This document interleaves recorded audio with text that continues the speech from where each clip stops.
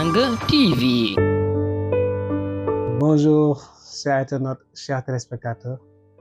Nous sommes dans votre deuxième numéro dans Duo sans frontières. Je m'appelle Mamoudou Sow. À côté de moi, la belle révisante Dorcas. Bonjour. Encore une fois, vous êtes très belle aujourd'hui. Si je n'étais pas en carême, je t'aurais dit des belles mots. Mais là, je suis un peu limité, quoi. Mais quand même, toi et moi, on se connaît. Avant d'entrer dans le sujet, on va d'abord répondre à une question concernant notre émission précédente. Une personne nous a posé la question à savoir, cette personne même a explicitement cité Lévi. Je veux que tu répondes à ma question. Donc voilà quoi. Et encore une fois, merci beaucoup de réagir à nos vidéos. C'est très important pour l'émission. Et n'oubliez pas aussi de vous abonner, de partager aussi, d'activer la cloche de notification pour ne rater aucune de notre sortie. Je cite, dans votre émission présente, vous avez dit si on trouve la personne idéale. C'est beau. Et moi, j'ai une question. Comment reconnaître une personne idéale?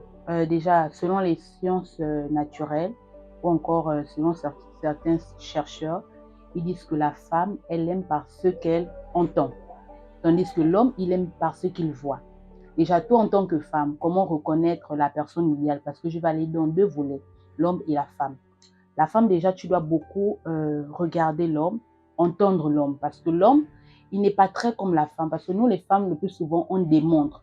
Tandis que l'homme, il faut beaucoup l'entendre parler. Par ses faits et gestes, par son respect qu'il t'accorde, par le temps qu'il te donne. Déjà, tu peux analyser et tu peux comprendre que l'homme a un certain attachement. Je n'ose pas rentrer dans l'optique des personnes qui disent que c'est le fait d'avoir des rapports avec un homme qui traduit l'amour ou encore autre chose. Non, c'est tout simplement par l'engagement que l'homme émet avec toi. C'est tout simplement la manière dont il te traite que tu peux comprendre que l'homme est engagé. Mais pour les hommes maintenant, la femme, tout simplement, elle aime par ses actions. Une femme qui aime réellement s'imprègne de la relation. Elle est très active, elle est très compréhensive, elle est très attachée, elle est très à l'écoute de l'homme. Donc, c'est ce que je peux dire pour l'instant. Très bonne analyse. Je pense que Lévi Dorcas, encore une fois, a su répondre à ta question. Et par la suite, la question n'est pas terminée. Elle veut aussi savoir, la personne qui a commenté, elle veut aussi savoir quels sont les critères pour reconnaître la personne idéale. Déjà, j'aimerais remettre un point encore par rapport à la question précédente parce que la personne disait de comment savoir. Déjà, il y a ce petit instinct ou ce petit attachement par expérience que je n'ose pas rentrer. Il y a ce petit attachement, il y a ce petit lien d'affinité qui se crée naturellement. Parce qu'une relation aussi, lorsqu'elle est trop forcée, il y a un hic qui montre qu'elle n'a pas lieu d'être. Donc, il y a ce petit attachement, il y a des petites coïncidences qui se présentent lors de la relation qui vient montrer que effectivement celui-ci est pour moi ou celle-ci est pour moi. Maintenant, les critères. Tout individu a des critères. Il y a des hommes qui aiment des femmes rondes, minces, hautes, et etc. Comme il y a des femmes qui aiment des hommes grands, hauts, minces, costauds, etc. Donc, les critères, moi, je pense que c'est par rapport à l'individu. Les critères de femmes. Parce qu'il y a des hommes, par exemple, même si la femme n'est pas très belle, du moment qu'elle est respectueuse, du moment qu'elle répond aux tâches ménagères, tandis que les femmes, tant qu'il a l'argent, ça va. Il y a aussi des femmes qui ne sont pas trop argent, qui disent que tant qu'ils me respectent. Donc vraiment, la question, elle est très vaste. Donc si vous pouvez spécifier la question, parce que déjà, il y a des hommes, tout le monde n'en a pas les mêmes goûts. Donc je préfère prendre comme ça. Donc c'est cela. Donc tu préfères le prendre comme ça et c'est cela. Ce sont ces mots, pas les miens. Et je pense que cette question-là mérite un numéro spécial dont on va approfondir même davantage pour mieux donner plus d'informations. Parce que de nos jours, on rencontre tous parfois de mauvais numéros. Et la conjoncture actuelle de cette société, je ne pense pas que voilà, c'est presque nécessaire d'avoir une bonne partenaire. Oui, oui. Et justement, pour les critères, je pense que on doit plus s'accentuer, pas sur l'apparence, mais sur le cœur, véritablement, parce que, comme je pouvais dire un jour à quelqu'un, qu'aujourd'hui, tu peux aimer une femme ronde, qui a des formes généreuses, mais demain, elle peut avoir un accident et ces formes peuvent disparaître. Et je pense que pour avoir un premier critère phare, je pense que c'est le cœur, parce que le cœur ne trompe jamais, comme disent les gens. Le cœur ne peut jamais tromper. Donc, du coup, choisir un homme grand d'état, il peut avoir l'accident, le pied se casse. Choisir une femme belle, elle peut avoir l'accident, le visage se brûle. Mais choisir le cœur, c'est différent parce que le cœur attire le cœur. Merci. Et comme disait l'autre, le cœur a ses raisons, que la raison ignore. Oui. Voilà. Comme je le disais, notre émission d'aujourd'hui porte sur le thème la fidélité, une question très sensible dans les couples. Alors, Lévi, si vous êtes prête, on va enchaîner avec ma première question est de savoir comment tu décris la fidélité exactement? C'est quoi la fidélité exactement dans le couple? Déjà, la fidélité dans le couple, c'est la loyauté pour moi, la loyauté, l'honnêteté et le respect. Le respect. Oui. Oui, c'est ça. Oui, c'est ça. Et quand tu parles de loyauté, parce que j'entends souvent ce mot, sur loyal, sur la, mais est-ce que tu peux nous expliquer exactement l'importance que ça a dans un couple? Déjà, je peux l'expliquer en disant que le plus souvent, les hommes sont très égoïstes dans la société, en disant que je peux tromper ma femme, mais ma femme ne peut pas me tromper. C'est sur cette base que je me dis que les parts ne sont pas égales. Et donc, je me dis que franchement, on doit être égaux dans les dires. Ça veut dire que je peux te tromper comme tu peux me tromper. Donc, la loyauté, c'est le fait d'être vrai. Donc, le fait d'être égal à la personne avec qui on est. Donc, si je ne peux pas te tromper, toi aussi, tu ne peux pas me tromper. C'est comme ça que j'ai défini la loyauté. D'accord. Donc, pour toi, la loyauté, c'est hyper important. Très important. D'accord, c'est bon, c'est noté. Alors, ma deuxième question est de savoir, est-ce que la fidélité, c'est simplement physique, mais aussi émotionnel? Je dirais les deux, parce que lorsqu'on est fidèle physiquement, le plus souvent, nous les femmes, je dirais mentalement, par exemple, tu es infidèle, c'est très dangereux parce que la pensée traduit le caractère. Ça veut dire ce qu'on pense, ça se matérialise au quotidien par nos caractères et par nos faits et gestes. Donc, du coup, la fidélité est très importante dans les relations, dans les couples et dans les amitiés même. Et de nos jours, on voit très souvent le cas de tromperie. Il m'a trompé, elle m'a trompé. Pourtant, il m'aimait, pourtant, je l'aime, je l'ai trompé. Comment peux-tu nous expliquer cela? Jean, ce que je veux dire par là, comment peut-on prétendre aimer une personne et en même temps aussi le tromper? Oui, c'est quoi le but? Donc, du coup, je ne peux pas prendre ça globalement, comme je disais déjà, mais on va prendre certains axes qui va montrer, ou encore qui va démontrer la fidélité. Déjà, comme je disais, c'est question d'insatisfait, insatisfaction et autres. Comme par exemple, je vais prendre le cas des femmes. Nous, les femmes, lorsqu'on n'est pas souvent satisfait chez nous, encore dans nos maisons, dans nos foyers, le plus souvent, on a tendance à aller connaître ce que c'est l'autre expérience, encore comprendre, c'est-à-dire se connaître soi-même. Je vais raconter une petite anecdote d'une femme qui disait sur les réseaux que elle s'est découverte par une femme. Donc, elle a couché avec les hommes. Donc, elle a sorti avec les hommes et tout. Elle a eu des rapports avec des hommes, mais elle a été satisfaite avec une femme. Et c'est alors qu'elle a découvert qu'elle était une femme clitoridienne. Donc, du coup, tout part d'abord de la curiosité. Et pour les hommes, généralement, l'homme, il a en lui ce petit défi qui dit que non, je vais voir si je peux aller draguer. Et ça part comme ça. Et ensuite, il se met à voir ailleurs. Donc, je ne veux pas dire que l'homme n'aime pas celle qui est à la maison, souvent, ou encore l'homme n'aime pas la copine. Mais c'est plutôt le fait de la curiosité et le désir ardent d'aller voir ce que ça peut faire d'aller ailleurs. Donc, c'est cela pour ma part. D'accord. Donc, vous l'avez entendu, c'est très instructif comme analyse.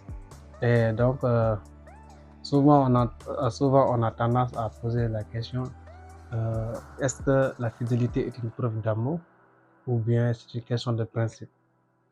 Je dirais, d'une part, c'est une preuve très, très, très importante d'amour. Parce que la fidélité, déjà, c'est une manière de se priver soi-même. C'est pas facile pour un homme d'être fidèle avec toutes les femmes qu'il y a. Et d'autres vont même dire qu'il y a beaucoup de femmes qui l'attendent. Moi, je suis pas d'accord avec ce point de vue. Donc, je dirais que la fidélité est une grande preuve d'amour. C'est aussi une chose, vous avez dit de loyauté. Oui. Donc, c'est une preuve aussi, une discipline personnelle aussi, parce que un homme fidèle, moi, je vois ça comme un homme discipliné, un homme digne, je dirais. Comme encore une femme fidèle, c'est une femme à respecter, à acclamer. Donc, j'aimerais aussi, par le passage, acclamer toutes les femmes et les hommes fidèles. Donc, la fidélité, elle est très importante parce que ça montre l'estime ou encore le respect qu'on a pour sa partenaire ou encore pour son partenaire. Pour sa partenaire. Pour ma part, si un jour je me mettrais en couple, je serais carrément fidèle. On attend de voir. Ah oui, carrément, c'est un fait. Oui. Alors, la prochaine question est de savoir, peut-on réellement pardonner l'infidélité et même, est-ce que peut-on l'oublier aussi? Bon, déjà, cette question, elle est très, très importante. Et je vais la prendre avec les pincettes, vraiment, parce que tout le monde ne va pas toujours être d'accord avec moi. Mais c'est mon avis personnel. Donc, moi, je dirais non, on ne peut pas pardonner l'infidélité. Pourquoi? Parce que du moment que lorsqu'on est en couple et que l'homme te trompe et tu te mets à rappeler que tu m'avais trompé, je pense que tu n'as pas pardonné. Parce qu'au fond, la blessure ne guérit pas du jour au lendemain. Et il y a des blessures qui sont même inguérissables. Il y a des blessures inguérissables, il y a des blessures qui s'infectent. Donc, du coup, les femmes qui se mettent à pardonner, il y a aussi de cette catégorie de femmes qui ont pardonné l'infidélité, ça c'est leur choix.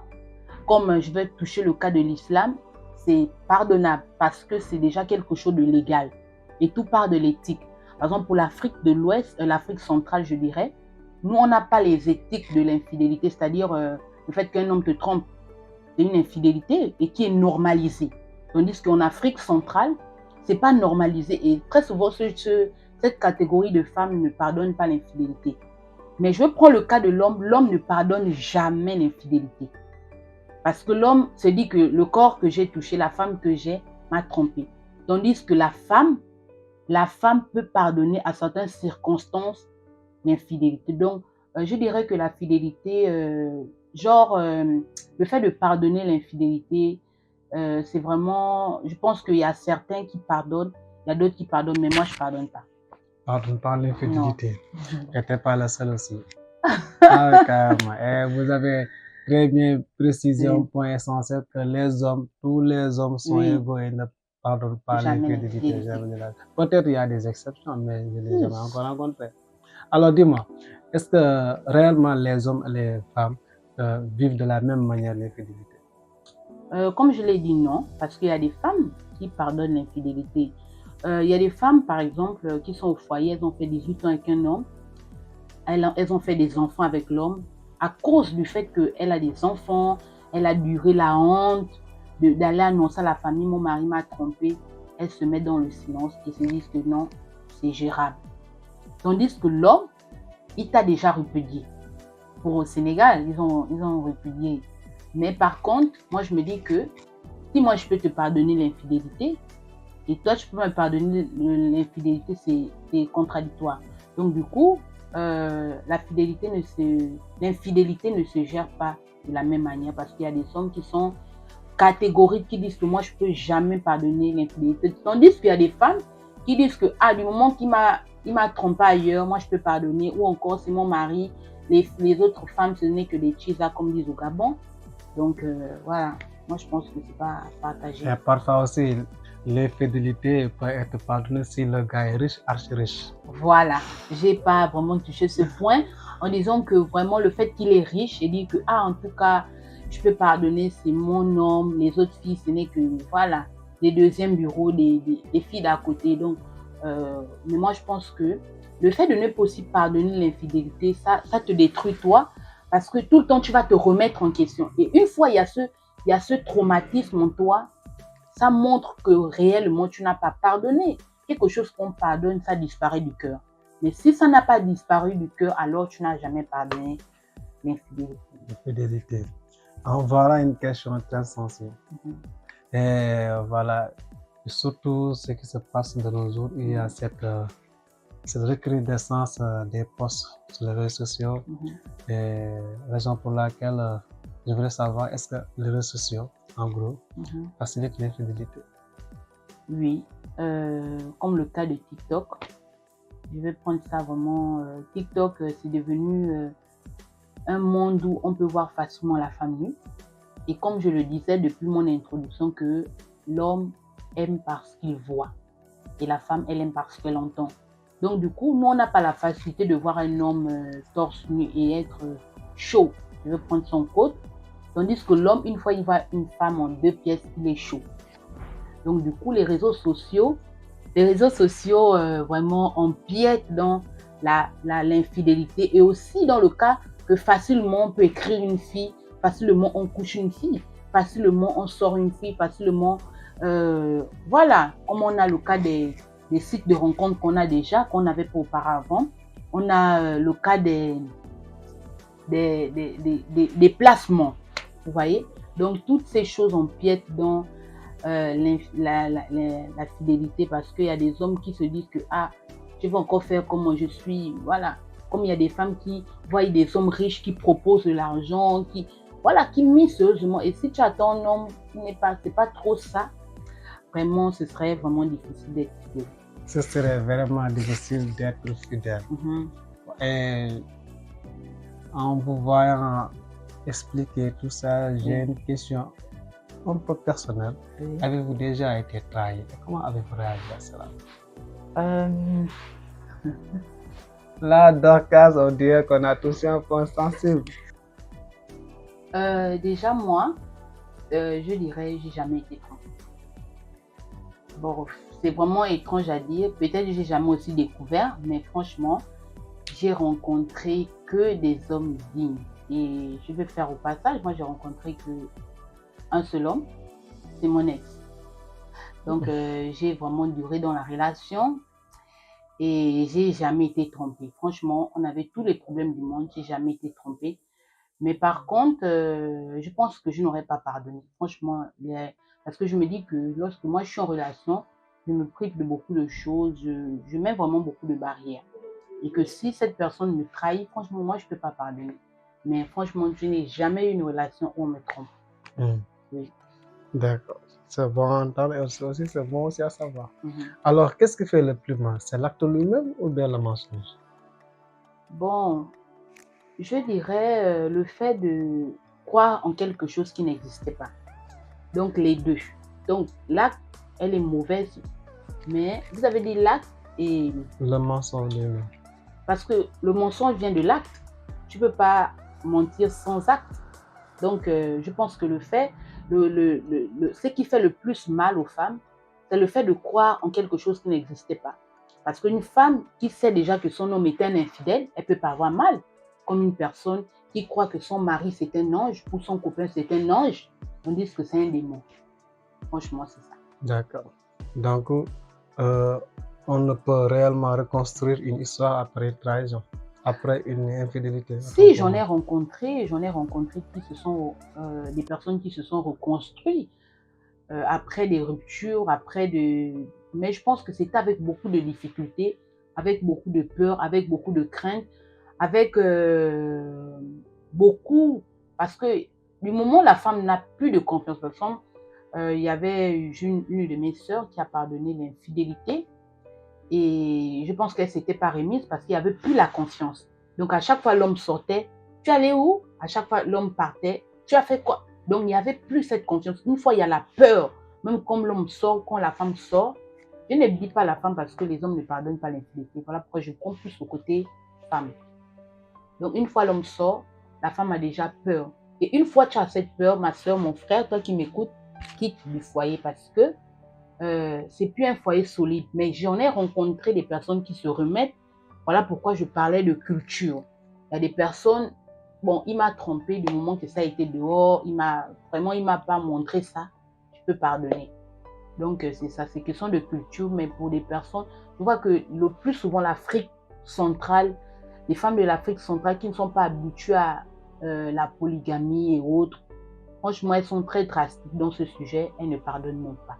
Mais pour les femmes qui sont habituées, qu'on a inculqué, question islamique par exemple, on a inculqué la polygamie, elle par contre, c'est pas trop un problème, elle peut pardonner, mais après bien reprendre la relation. Après de reprendre la relation. Oui. D'accord. Je vous rappelle que nous sommes à la thème de l'émission, mais avant de rendre l'antenne, si vous deviez donner un conseil aux femmes pour préserver leur couple, ce serait quoi? Donc, déjà, pour préserver son couple, il faut soyez des femmes attentionnées, soyez des femmes attentives, soyez des femmes respectueuses, soyez des femmes soumises. Bien qu'en faisant toutes ces choses, parfois le foyer peut prendre un coup, mais soyez vraiment très forte dans le foyer parce que même la Bible dit que la bonne femme, la femme sage bâtit sa maison et l'insensé la renverse. Donc, du coup, soyez des bonnes femmes et des femmes sages. Soyez des bonnes femmes et surtout des femmes sages, ce sont ces mots. Chers internautes, merci d'avoir regardé l'épisode de Dieu sans frontières. J'espère que cette analyse pertinente vous a plu et que aussi on attend aussi de votre réaction dans les commentaires. Comme je le dis souvent, donnez-nous de la force en vous abonnant à notre chaîne, partagez au maximum, aussi interagissez dans les commentaires. Si vous avez aussi d'autres questions, n'hésitez pas à nous écrire. Merci beaucoup à toi aussi, Lévi, et on vous dit à la prochaine fois. À la prochaine.